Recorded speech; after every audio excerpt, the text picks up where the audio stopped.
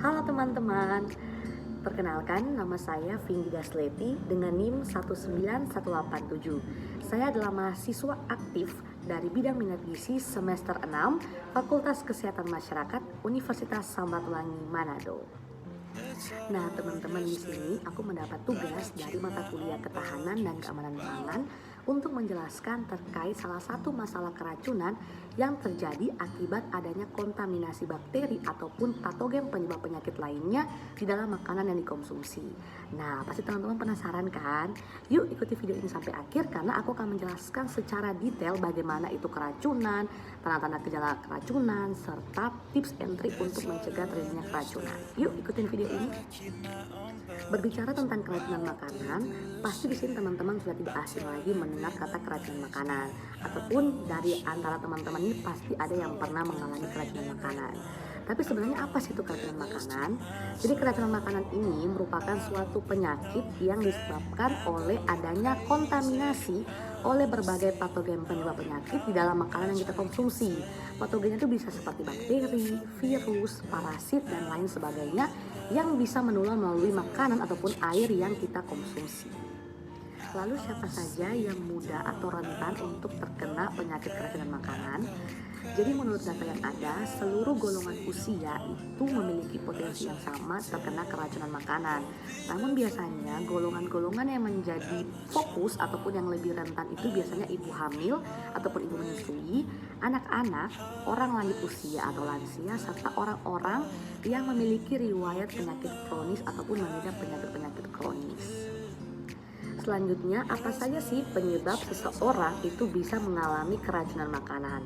Jadi sebenarnya keracunan makanan itu tidak semerta-merta hanya karena mengonsumsi makanan pinggir jalan ataupun makanan yang tidak bersih, tetapi juga lebih kepada pengolahan makanannya. Biasanya orang yang mengalami keracunan itu karena mengonsumsi makanan yang tidak dikelola secara tepat dan juga secara matang. Contoh, makanan yang diolah tetapi tidak masak secara sempurna seperti daging-dagingan. Juga makanan yang tidak disimpan pada suhu yang seharusnya, lalu dibiarkan lama pada suhu ruangan. Juga makanan yang habis dipegang oleh orang yang sakit, orang yang tangannya tidak bersih, itu juga menjadi salah satu faktor penyebab. Serta yang terakhir yaitu mengonsumsi makanan yang sudah kadaluarsa atau sudah lewat masa edarannya, jadi tidak baik untuk dikonsumsi. Itu adalah salah satu faktor penyebab terjadinya keracunan makanan. Jadi faktor-faktor yang saya sebutkan tadi itu merupakan faktor-faktor yang sering menyebabkan terjadinya keracunan makanan. Selanjutnya yaitu tanda-tanda ataupun gejala yang timbul akibat seseorang sudah mengalami keracunan makanan. Tanda-tanda yang akan muncul itu biasanya seseorang akan mengalami mual dan muntah. Lalu yang kedua, dia akan mengalami diare yang berkepanjangan yang disertai dengan darah ataupun tidak disertai dengan darah ataupun bercak darah. Nah, yang ketiga, dia akan mengalami lemas, jadi seluruh tubuhnya itu akan mengalami letih dan juga gampang capek. Lalu yang keempat, dia akan mengalami demam ataupun panas. Dan yang kelima, dia akan mengalami nyeri. Nyerinya itu bagian perut, nyeri di bagian otot, serta nyeri di bagian kepala. Nah, teman-teman, tanda ataupun gejala-gejala yang sudah saya sampaikan tadi seperti mual atau muntah, diare, sakit kepala, nyeri perut, dan lain-lain itu biasanya terjadi setelah seseorang mengonsumsi makanan yang sudah terkontaminasi minimal 2-3 jam setelah dikonsumsi, serta biasanya kalau tidak ditangani secara tepat dan juga cepat, maka gejala-gejala tersebut itu akan bertahan selama berminggu-minggu setelah seseorang itu mengonsumsi makanan yang sudah terkontaminasi. Baik teman-teman, di sini saya akan menjelaskan kronologi terjadinya kasus kejadian luar biasa akibat keracunan makanan pada siswa Sekolah Dasar 3 Sange Kabupaten Badung.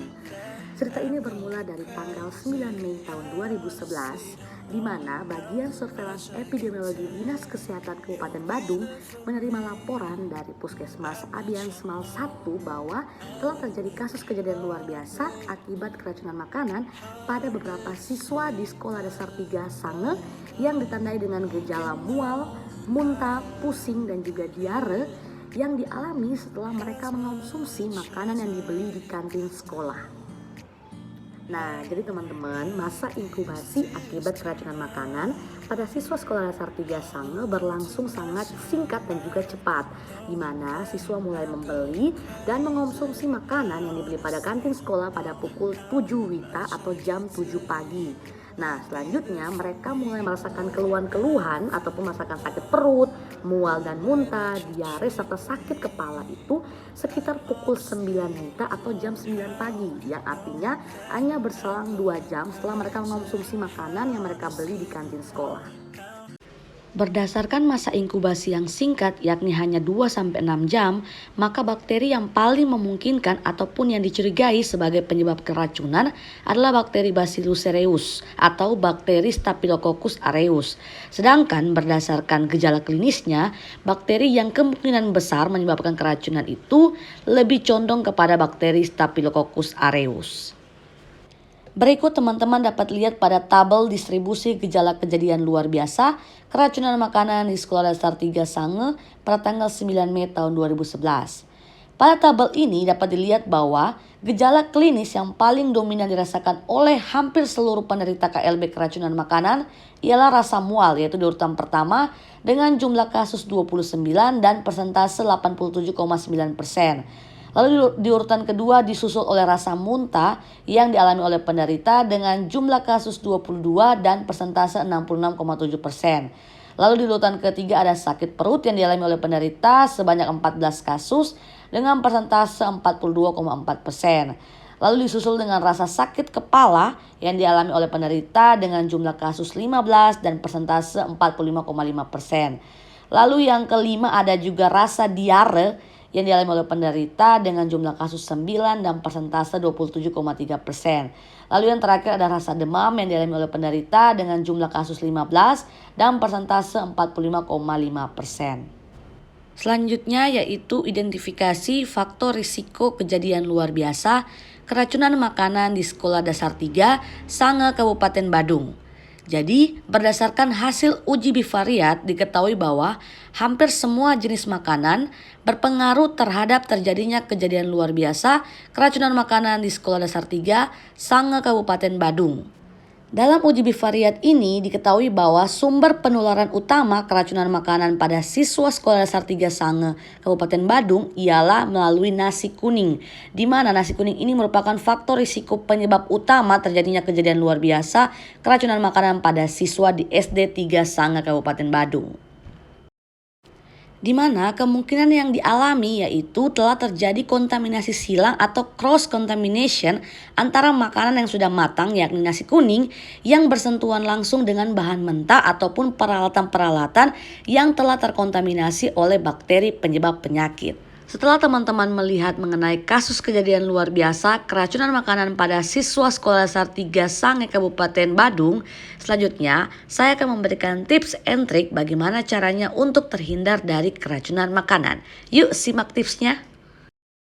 Hal pertama yang akan kita lakukan sebelum melakukan pengolahan dan produksi bahan pangan ialah menerapkan sistem GMP.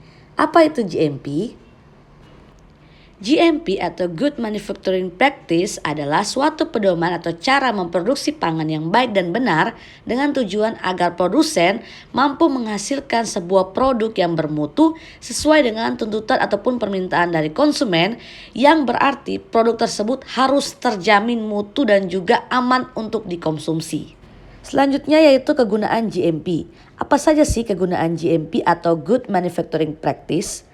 Ada 3 kegunaan yang paling penting. Yang pertama yaitu GMP digunakan untuk memproduksi dan menyediakan makanan yang aman dan juga layak konsumsi bagi seluruh masyarakat. Lalu yang kedua, untuk memberikan informasi yang jelas dan juga mudah dimengerti atau dipahami kepada seluruh masyarakat dalam hal untuk melindungi makanan terhadap kontaminasi dan juga kerusakan makanan. Lalu yang ketiga yaitu untuk mempertahankan atau meningkatkan kepercayaan dunia internasional terhadap makanan yang diproduksi. Selanjutnya tips yang kedua yaitu menerapkan sistem HACCP. Apa itu HACCP?